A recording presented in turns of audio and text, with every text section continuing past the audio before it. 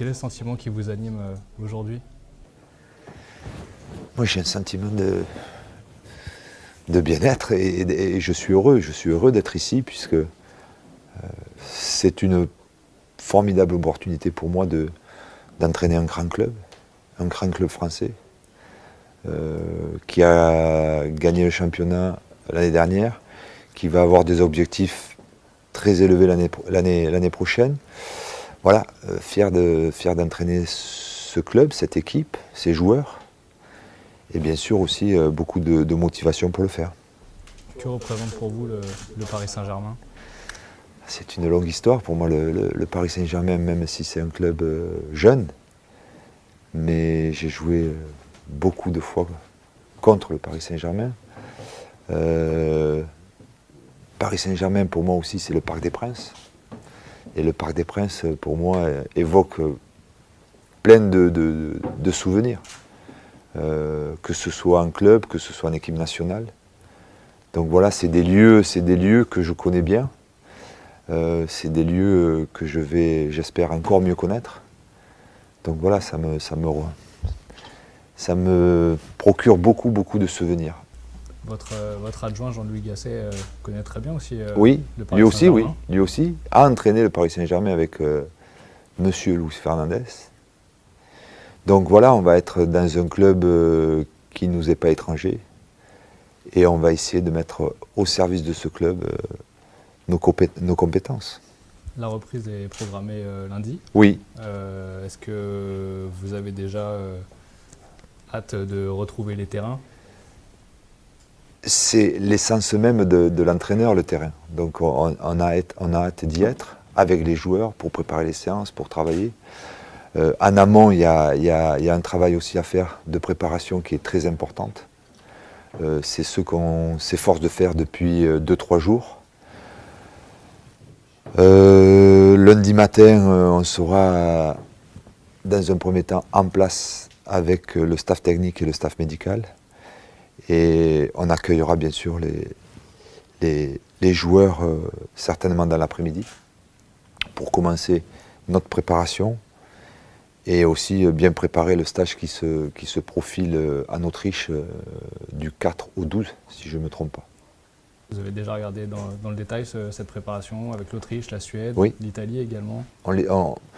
La préparation, elle a été validée, elle a été actée. Ce qu'il y a à préparer et aussi à bien gérer, c'est d'abord le groupe qui va reprendre le premier. Il va y avoir une reprise un petit peu par tranche, puisque les joueurs, comme vous le savez, n'ont pas fini le même jour et donc reprendront à partir de leur dernier jour de compétition. Donc ça va être une reprise échelonnée pour la plupart des joueurs. Donc à nous de faire une préparation efficace pour tous les joueurs. Donc à nous de bien travailler. Et c'est une reprise qui se fera à Clairefontaine, c'est un beau clin d'œil. Oui, encore, là aussi, c'est un lieu que l'on connaît très bien. Par la force des choses, nous reprendrons à Clairefontaine. Nous irons faire le stage en Autriche pendant 8 jours. Et puis nous reviendrons à Clairefontaine avant de repartir en Suède pour revenir à Clairefontaine. Donc on va faire en sorte d'essayer de faire d'abord une bonne préparation, des bons stages, des bons matchs amicaux qui sont prévus à travers ces stages. Une préparation, si j'ose dire, classique, mais avec, je l'espère, beaucoup de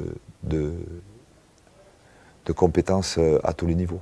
Vous évoquiez les matchs amicaux. Il y en a en Suède contre le Real Madrid face à Carlo Ancelotti, votre prédécesseur. Ouais.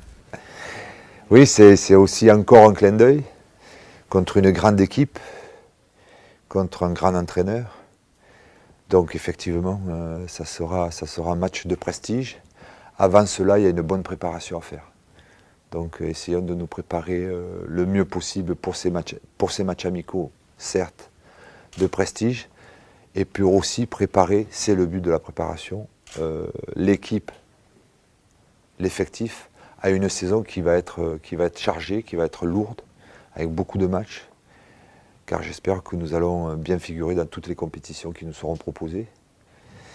Donc c'est un moment important, un moment clé de la saison.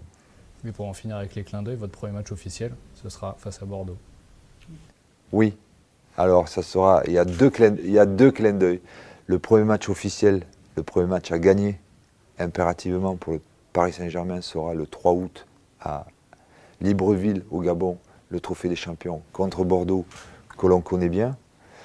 Et puis quelques jours après, le premier match de championnat contre un club que l'on connaît très bien aussi, moi et Jean-Louis, pour y avoir débuté, qui est le Montpellier Hérault. Donc oui, ça fait beaucoup de clins d'œil.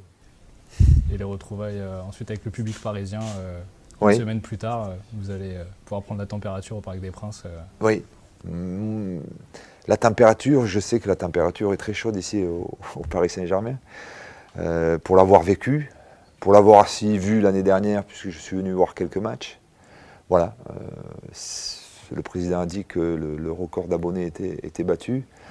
J'espère qu'il n'est pas encore définitif. Voilà, il y a un engouement autour de cette équipe. Elle a été championne l'année dernière, elle a fait un très beau championnat. Voilà, il y a quelque chose qui est en train de se construire au Paris Saint-Germain. Je suis fier d'y participer, d'y amener, je l'espère, ma contribution. Nos abonnés Twitter nous ont envoyé des questions pour vous. Ouais.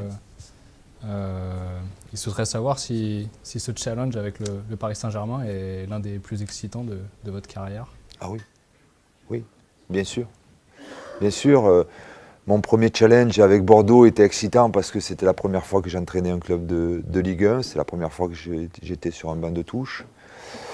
Mon challenge avec l'équipe nationale était un challenge très excitant parce que entraîner l'équipe nationale pour moi est une grande fierté.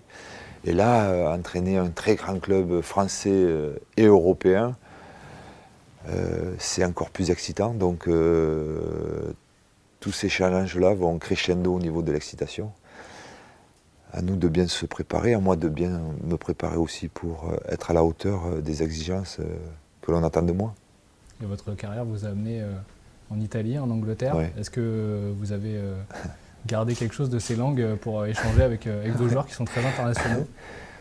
Oui, comme dans tous les grands clubs, il y a beaucoup de grands joueurs, des grands joueurs internationaux qui parlent différentes langues. J'ai la chance d'avoir été en Italie, d'avoir appris l'italien pendant 4 ans. C'est une langue que je maîtrise assez bien. Donc je pense que c'est une langue qui sera utilisée pour avoir des discours avec certains joueurs. Mais j'espère que le français sera la langue prédominante dans le vestiaire. Je le souhaite. Parce que voilà, ça permettra aussi aux joueurs étrangers de s'adapter encore mieux dans le vestiaire et de pouvoir communiquer avec leurs partenaires français, par exemple. Très bien. Merci beaucoup. Voilà, merci. Merci.